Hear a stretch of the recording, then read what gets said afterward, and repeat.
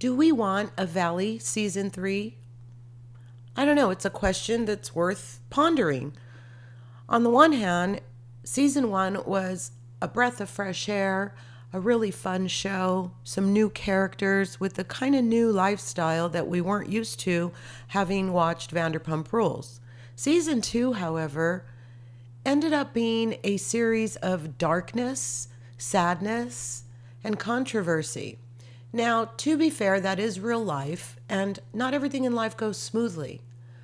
But after watching 3 episodes of the reunion, it is pretty clear to me that this show is in trouble. What are we going to do about casting? Is Jasmine coming back? Does Michelle want to come back? Are Zack and Benji coming back? Zack's a compelling character, but considering he was seated at the end at the reunion, which in my opinion he should not have been, it's doubtful that he'll come back. And what about the foreshadowing and the flashback on episode 3 of the reunion, where Andy reminded Jax that when he told Lisa Vanderpump that it was his show, he was promptly fired. And now we know that Jax was put on pause. Is it a coincidence? I don't think so. Let's talk about Janet and her dynamic with everybody else. How is that going to work? And how did Jason fall so far from the pedestal I held him on at the beginning of the season? Kristen, we have a whole new Kristen. Thank you, Luke. And Nia and Danny, they've had a really frustrating season. And even though we all have our opinions on how they should conduct themselves and how much of their marriage they should share with us, it's neither here nor there when it comes to the big decision of, do we have a season 3? So before we recap the reunion episode 3, let's talk about the speculation. Okay, it's practically a done deal that Sheena, Brock, and Lala and her pod are coming back for season 3 of The Valley. I don't like it.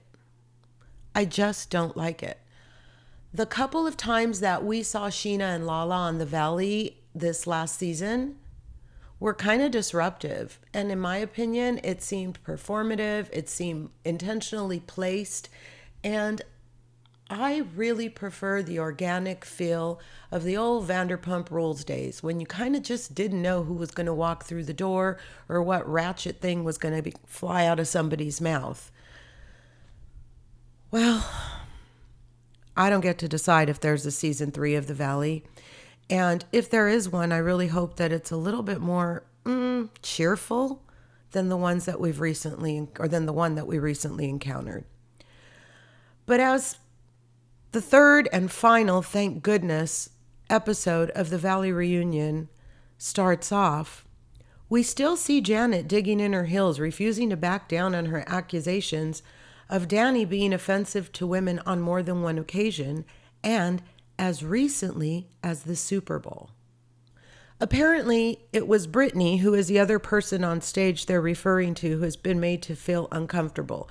And Brittany said nothing inappropriate happened. She just said she was made to feel uncomfortable. He followed her around, and that Danny tends to act different when he's drunk. But he did not touch her at all.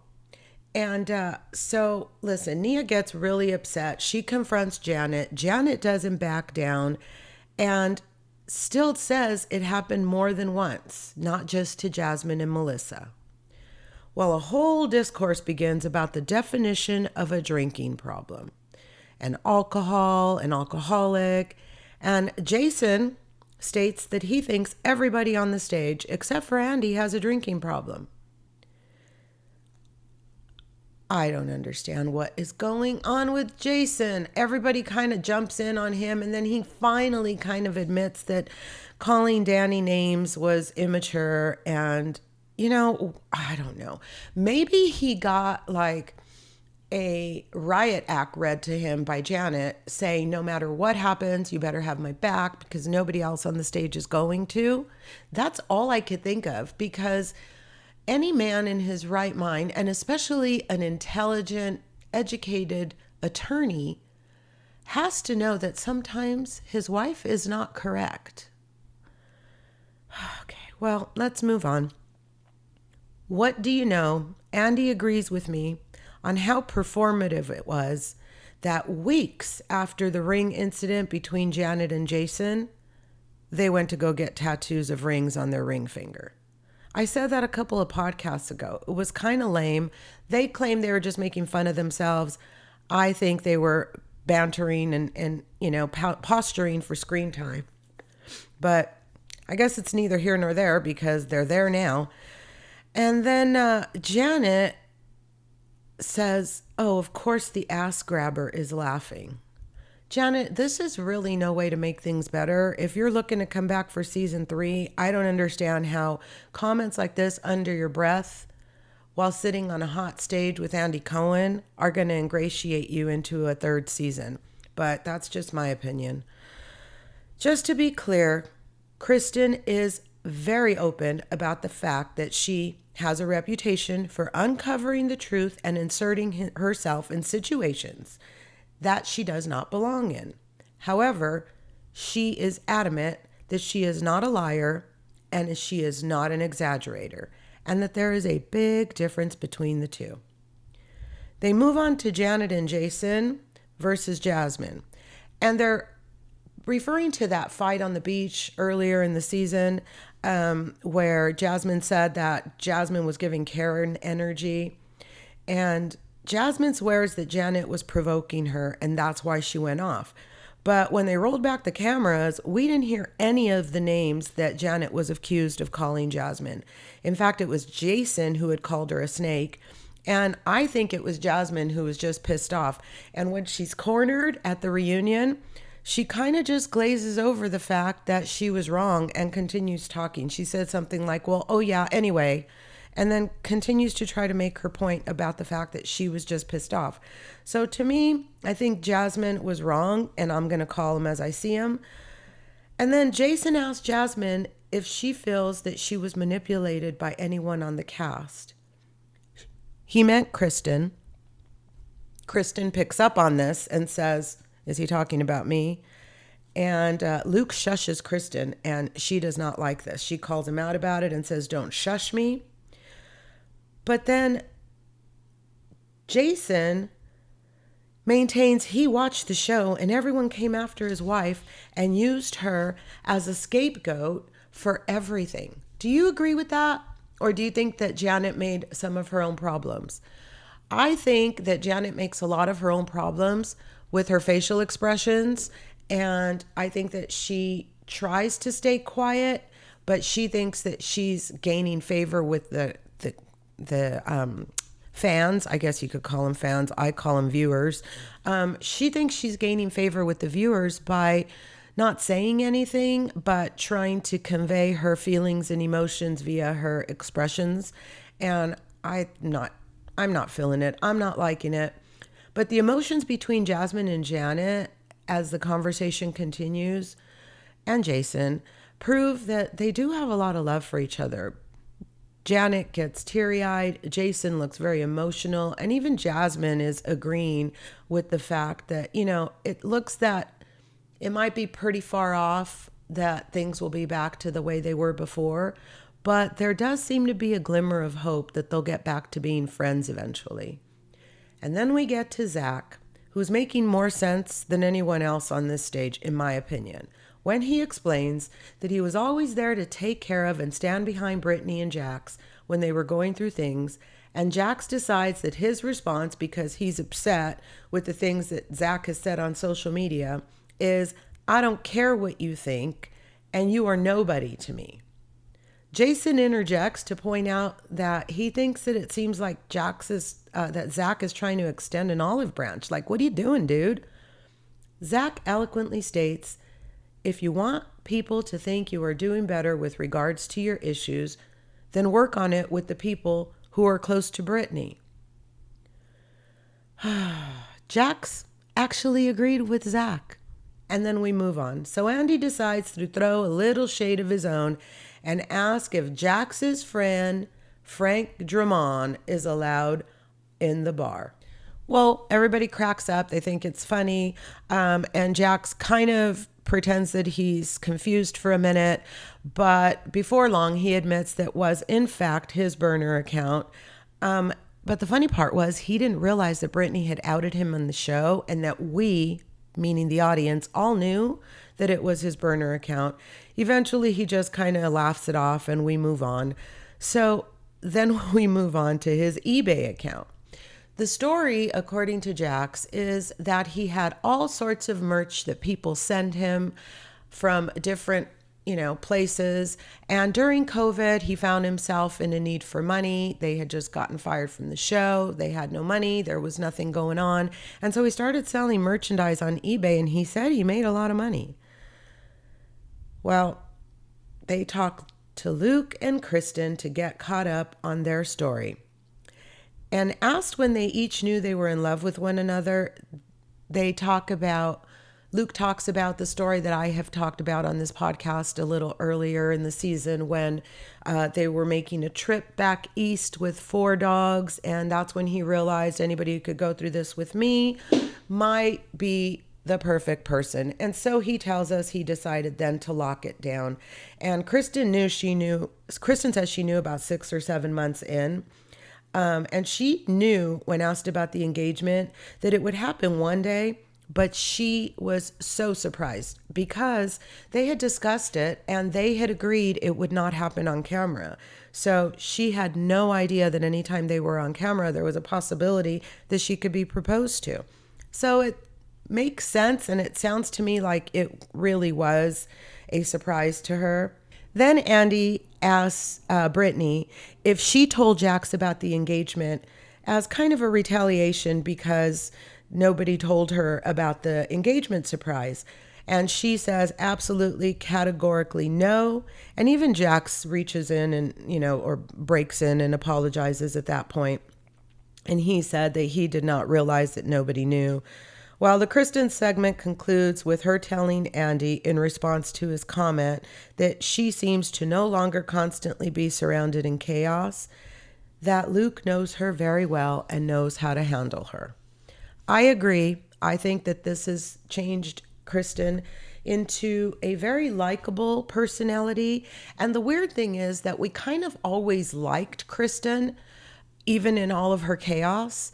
But this is a very well-rounded lady now. And I love that about her. So we'll see how things progress. And I'm pretty certain that we'll see Kristen back in season 3. It'll be interesting to see Kristen as a mama after all these years. Well, we move on to Jesse. And he says his conversation with Aaron in Hawaii was genuine. And that they had had some man-to-man moments and looked each other in the eye, and he thought overall it was a good conversation. When Andy asked Michelle if she agrees, she said she did agree, and she pointed out the picture of the two of them in Hawaii as a reference. I'll post it on my Instagram. It's a picture of Jesse sitting on Aaron's lap in Hawaii. Okie dokie. Well, we now know that it's all moot because they broke up. And I can't help but wonder if it was some of the events that took place in Hawaii that may have led to Aaron's decision to end things. So let's try to get to the bottom of whether or not Janet is a fan. And why Kristen thinks she is. She brings up an interesting story about how Janet went after her last season when Jax thought it a good idea to bring on her ex. Remember that guy Alex that showed up on one of the episodes and had this weird, encounter with a very new boyfriend at that time in Luke? Well, Kristen says Janet has an alter ego that shows up on camera, and everybody is nodding their head in agreement except for Jason. Nia reminds Janet that they were friends before filming, but Janet maintains that they weren't, and Nia just can't handle lying over and over again, and she starts to get really worked up, and she reaches over and whispers to Danny that she's afraid that she might start having contractions. Kristen steps in, and as soon as Janet is cornered, she says she behaved the way she did because Kristen told Michelle that Janet said she was a racist and that she didn't, and that changed everything for her. But Kristen ends up having the last word about the racist comment and says, and I didn't make it up.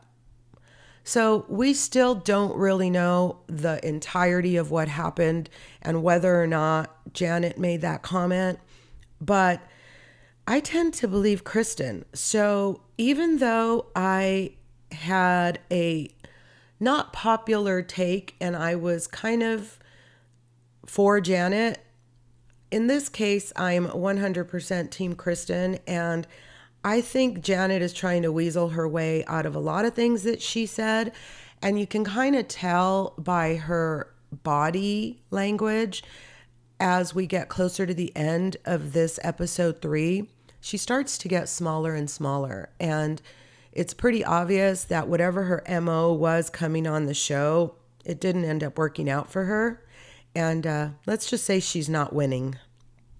Then we get in to the SA conversation. Pretty horrible. I really wish we didn't even have to talk about this, but Kristen maintains that she said something that could ruin somebody's life, she being Janet.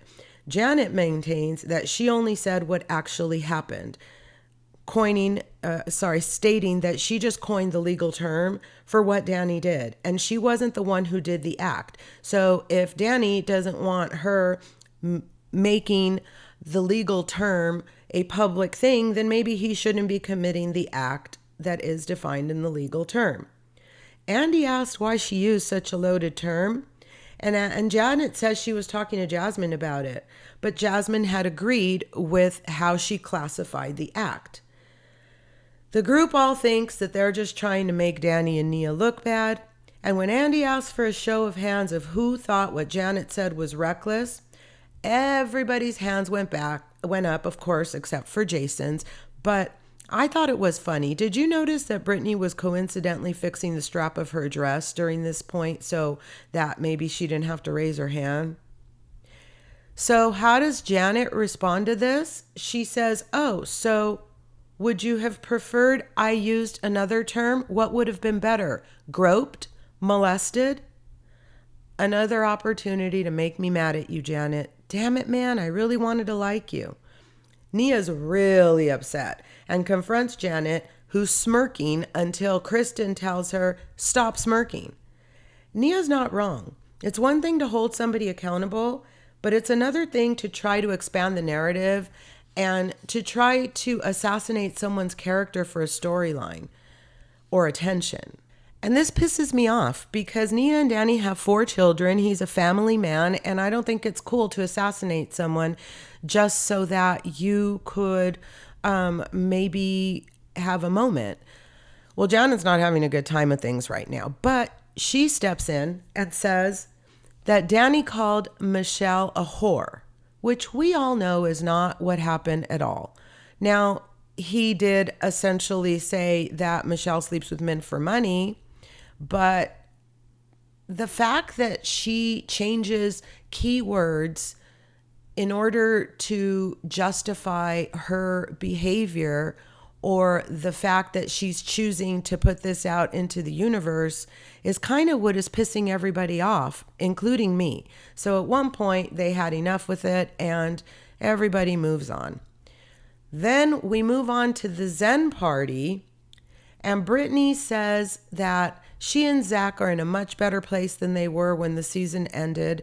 But she was really shocked that night, mainly because during the filming, she was nowhere near the action when Zack was, going through everything he was going through. So when he went over to her and went all nuts on her, she had no idea really what was going on. And then we move on to whether or not Jax is sleeping with the staff. Brittany says Jax should not own a bar. Well, no problem anymore, Brittany. Sounds like you got your wish. But everybody else kind of chimes in. A few people say that they've heard rumors that Jax sleeps with his staff. Jax wants to know who in fact they're referring to, because he only has 2 people that work there. And then Luke steps in and says, well, I saw you with one of your blonde employees at another bar. Whether or not you went home and hooked up with her, I don't know, but I did see you there. And so who knows whether or not it happened. I recently read that the former partners of Jack's are thrilled that, along with the employees, that they no longer have to be associated with Jax's buffooniganisms. So I guess we're all the better for the fact that Jack stepped away from the Studio City bar. Apparently, Jesse's girlfriend showed up at Yamashiro for the season finale filming, and things went really badly. When Andy asks, Michelle says, it did not go well, but I don't feel comfortable discussing it here on the advice of my attorney. And then they pan to Andy, who seems pretty pissed about this too. He does not hesitate to put Jesse in his place, and he goes on to tell Jesse that if his girlfriend, I'm going to name her, Lacy, shows up on a hot set, then we're sticking a microphone on her and we're filming. And if she were to walk in here right now, I would have her put a microphone on and I would ask her questions. Do you understand? He says to Jesse. And the rest of the cast can tell that Andy is not happy. We get a lot of, oh my gosh, kind of looks. And Jesse kind of lowers his eyes, cowers for a moment. And then we go on to a commercial break. We come back for final thoughts. And, you know, it looks like Janet and Zack are going to try to move forward. Janet said she had already unblocked Zack. And Zack agrees to unblock Janet right then and there, pulls out his phone and does it. And that's hopefully a step in the right direction between the two of them. Jax just wants Brittany's forgiveness, but Brittany says it's going to take a lot. And then for the final toast, we have mocktails in baby bottles. So I thought that this was an interesting take, not even the option of cocktails. Probably a good choice on behalf of Bravo, given all of the controversy with substance abuse and alcohol issues throughout the season. And, you know, of course, the fact that we had 2 very, very pregnant ladies on the cast. So there was a toast by Brittany and that ended. And I guess we're off to season 3. So what did you guys think of season 2 overall? Clearly much darker than season 1. A lot of focus on Jax and Brittany. A lot of focus on Danny. And I hope that season 3 brings us a little more variety when it comes to storylines. I'd love it to get back to the light, fun banter of season 1. And honestly, I think that this show will continue to grow and evolve. I'm not sure how the, rumored cast changes will impact the show, but we'll decide if we're ready to cover it when it comes back on. And in the meantime, I will continue to give you any updates that I learn. And let me know what your thoughts were on the season. Let's move right on in to Real Housewives of Miami episode 10, because the girls are getting ready for Seville or Sevilla. It's a potato thing. Seville is how we Americans refer to Seville, Spain, while people in Spain and of, I guess, Hispanic culture refer to it as Sevilla. I will interchange both of those as we discuss this, but Alexia is very adamant about the fact that we call it Sevilla, porque así se dice. That's how you say it. And Stephanie and her $70,000 humongous Birkin, which exits the car before her tiny little body, greets her pilot, Sergey, where she is ready to board her beautiful PJ, her private jet, and welcome her invited guests, Larsa, Julia, and Adriana. She walks in these humongous pink shoes that, for me, it was giving Oompa Loompa. I'm sure that there were of thousands of dollars of clothing and shoes on that woman. But I, in particular, did not care for the look. I know she's not asking me for fashion advice, but I just thought I would share my opinion. Well, she walks on the plane, and apparently the carpet in the PJ is cashmere. So the girls had to remove their shoes. And they're telling her, take off your shoes, don't step on the cashmere. But Stephanie reminds them that she's the owner. Of course, she still removes her shoes. But she tells us that she's never really been very social, and this is kind of something new. She's trying new things. And so she's leaning into this friendship and hanging out socialization thing. Well, the girls are all gifted these bags, obviously Shoma, her brand, and she gives them masks, those face masks with the red and the blue that help your face, your skin, your complexion, and also your sleep cycle, yada, yada. She gives them exclusive Shoma branded air pajamas and passes around lovely snacks and caviar, while the other girls are flying commercial and in business class. Well, everyone except Lisa, who apparently missed the flight. Well, the party comes up where the conflict between Stephanie and Alexia happened. You know, Marisol's preppy party that we talked about last week. Stephanie maintains that Alexia is trying to belittle women. And Julia kind of steps in and kind of takes her to task, while sort of being on Alexia's side. She says, well, wait a minute. Is she belittling women or just you? Because I don't feel that she belittles women. And that triggers Adriana, who steps in and says that she has belittled me for 2 years. Don't you remember? Well, Julia doesn't step in to back her up. Adriana's a little bit frustrated, and I'm thinking things may not go very smoothly in Sevilla, but we'll see. The girls on the private jet arrive in Sevilla, and Adriana educates us on the languages, which, by the way, I have talked about on the summer series that I'm covering as well, because it is true. Adriana tells us that in Spain, fun fact, did you know, there are 5 languages in Spain alone.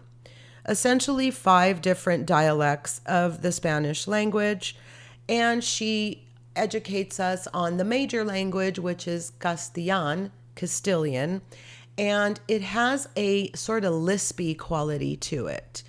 And it's because the king, who apparently coined the language, had a lisp. And so everything has a lot of L's in it. And it was kind of interesting when you were talking to people in Barcelona, but then they had their bow language, which was a little bit different as well. So they arrive at the Radisson collection. I didn't take time to look at it, but wow, it looks beautiful. And Stephanie finds out that her husband upgraded her to the presidential suite. No kidding. You know, this girl is definitely not going to be outdone by anybody. And she takes the girls up to her suite, and it is covered in roses, and there is a menagerie of Chanel wrapped gifts on the couch that Masood sent to her. And this girl tells us that she is just head over heels with this man, and that essentially he is everything to her. She does not like being away from him because she enjoys spending time with him, cuddling with him, talking to him. And that is kind of a really cute thing to have in a relationship. I don't hear many women speaking that way about their marriages, not just on TV, but in real life. And so it was kind of refreshing. Julia, she's just starting unnecessary trouble. The commercial jet girls show up, and they walk in and start to greet one another. And Julia intercepts Alexia immediately to tell her, We were just talking about you. Now, there's an argument coming from Julia and Julia Stans that she was just saying it like, oh, hi, you're here. We were just talking about you. I did not get that. I may be wrong, but I got very sneaky, let me turn you around and quietly whisper, so much so that they need to have subtitles to translate what I'm saying, that we have been talking about you. And I'll tell you later, but go grab a drink first. So the fact that we're now trying to sugarcoat it and make it sound like it was like, oh, hey, you're here. We were just talking about you. I call complete bullshit, and I'm not okay with the fact that Julia's just trying to change her narrative. And it just reminds me that, you guys, I think I need her off the show. I'm not okay. Let's bring back Dr. Nicole. Let's give Marisol a mojito, and let's send Julia and Martina off into the pasture, to the sunset, to raise their two beautiful adopted babies. Let's not spend the next few years exploiting these kids and covering a storyline by someone who clearly is posturing for screen time and is leaving not just me, but if you look on social media, a lot of people with a bad taste in their mouth. So can we start a petition or something? Well, Julia leaves the group as they walk away with Alexia and Marisol, and it just infuriates Stephanie, who realistically tells the other girls, look I just had this girl not more than 2 hours ago on my private jet, treating her, giving her gifts, and this is the way she chooses to thank me. She says she's stirring the pot, and Julia acts very Pontius Pilate. When Julia comes back, Stephanie confronts her, and she's like, what are you doing? Why would you go and do that? And she's not happy. It does not end well. And you can tell that by the end of this exchange, Stephanie's attitude towards Julia has changed completely, and she is not one to be messed with.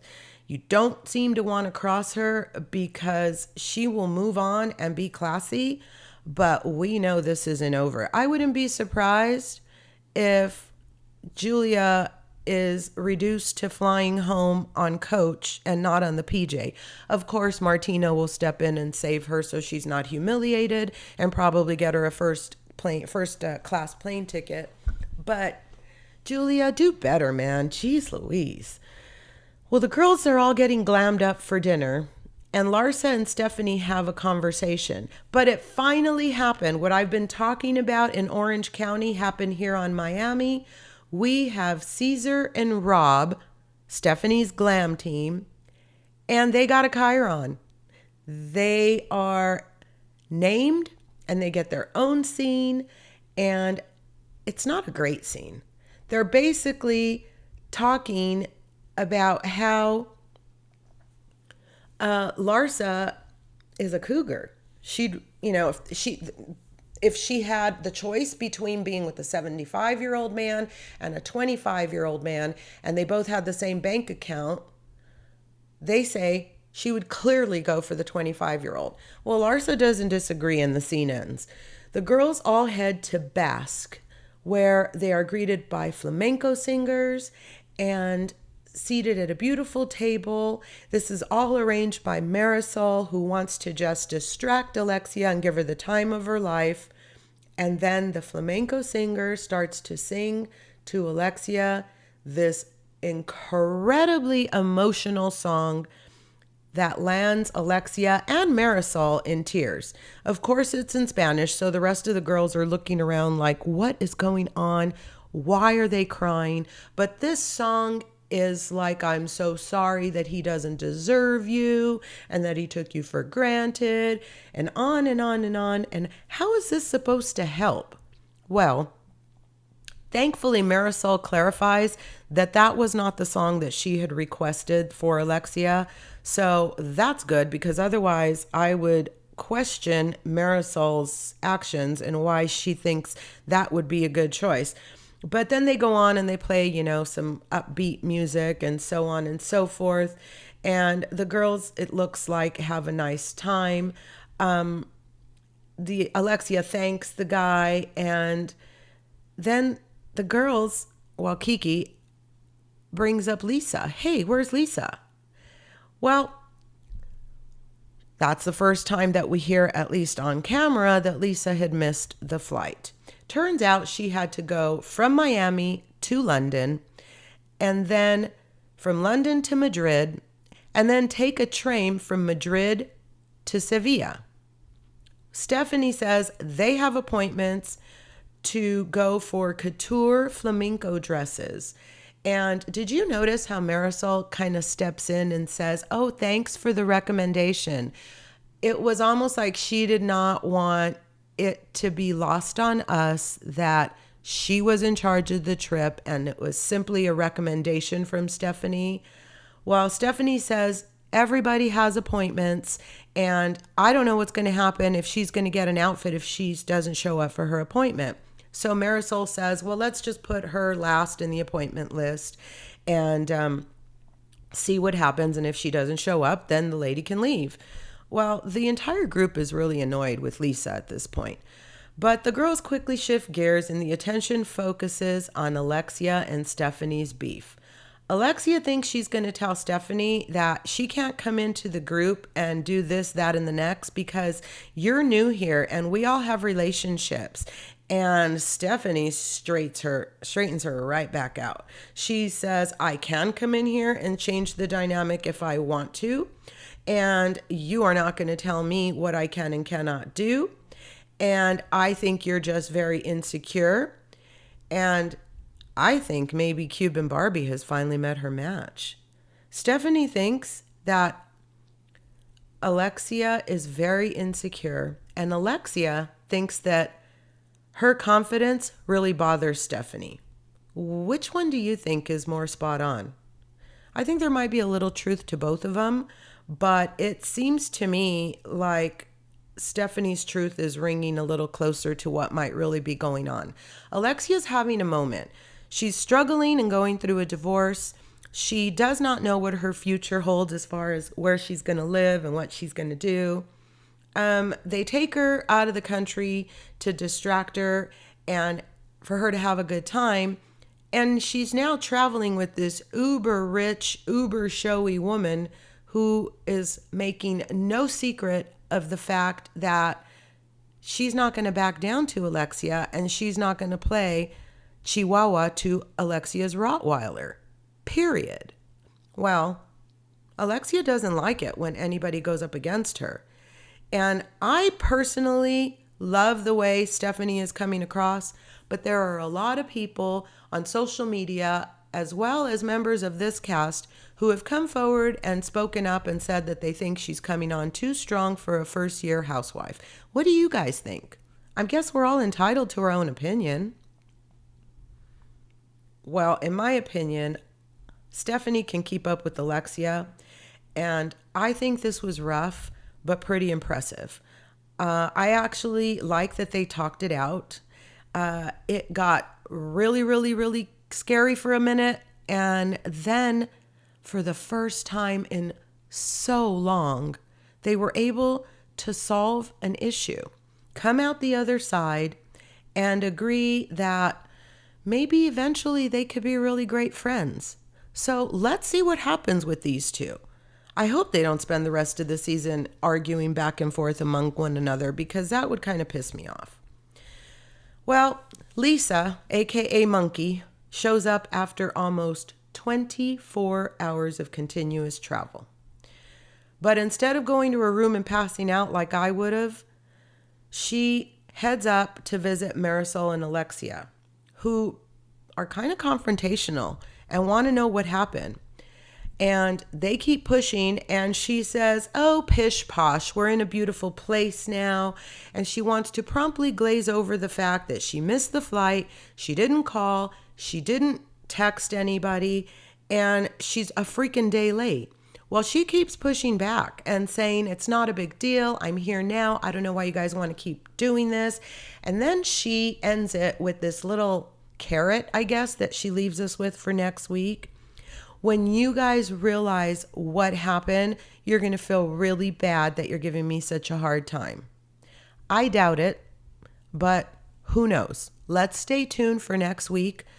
I'll let you know if I feel bad. For right now, it's going to take a lot for me to feel bad about Lisa's tardiness, because I also do not like people who are tardy. I think it's inconsiderate. I think it's disrespectful. And I think it's very, very self-centered and self-involved to not be on time when you agree to meet someone somewhere. Now, that's not to say that stuff doesn't happen and that, I'm not late from time to time, but I cannot imagine not texting or calling and letting someone know, hey, I'm running late. This happened or that happened. It's just plain old rude. And what is it with Lisa this season? Maybe we'll find out what has changed, but I used to like Lisa a lot more than I'm liking her this season. And I don't know if it's Jody, the Jody effect, or if it is just that we're hearing more from her. So we're getting to learn more of her personality and therefore finding out, at least in my case, that we don't like her as much. Or if it is in fact that the Jody effect has changed her into someone that I'm not really digging. I don't know. Larsa really, really took it in the chin this last week on social media. Did you see all of the posts about her incredibly drastically different appearance? Well, she says that she had some sort of a laser that she was allergic to, and therefore her face blew up. People were saying that she had way too much filler, that she'd gone over the top. They were posting pictures of her when she originally appeared on like the first few seasons of Miami. She is legitimately unrecognizable to the woman she is today. And you do you, boo, if that's what you want to do. But I'm not sure that this distortion was due to the laser treatment. And I feel that this might be bullshit. I think maybe Larsa saw herself and realized once people started talking, I may have gone over the edge, and is trying to reel herself back in. But what do I care what she does with her personal opinion? Apparently, she is very happy with her basketball boyfriend, and things are good in Miami land with the Larsonator. So I'm not going to judge her. I personally would not do that to my own face, but that's why we all have the freedom of choice. And as we bring an end to this podcast, I would like to leave you with a quick weeknight sheet pan meal that you can make now that the kiddos are back in school and we're all running like crazy people trying to get through the day. It's my glazed chicken sheet pan dinner. Preheat your oven to 375 degrees. Line a sheet pan with parchment or spray it with cooking oil. Take 4 chicken breasts or 2 split breasts and brush them generously with a mixture of Dijon or grainy mustard, your choice, honey, a little bit of garlic powder, onion powder, salt, pepper, and brush that onto your chicken. Set that to the side on the sheet pan while you clean your veggies. I like to get a head of broccoli and the little bag of pre-sliced carrots that we use to give the kids for snacks. I clean my broccoli, cut it off into bite-sized pieces. I like to use scissors. I think it's easier. Mix it together with the carrots, a half a bag of the mini potatoes, or you can use 2 regular potatoes, any kind you have on hand, cut into chunks. And mix that together. Drizzle with olive oil, salt, pepper, and shove it into the oven for 30 minutes. Double check that your chicken is at 165 degrees. You want to give it a little shake and toss it around. Sometimes I give mine a 180 degree pivot halfway through. But in 30 minutes, you have a lovely glazed chicken with some yummy potatoes and veggies.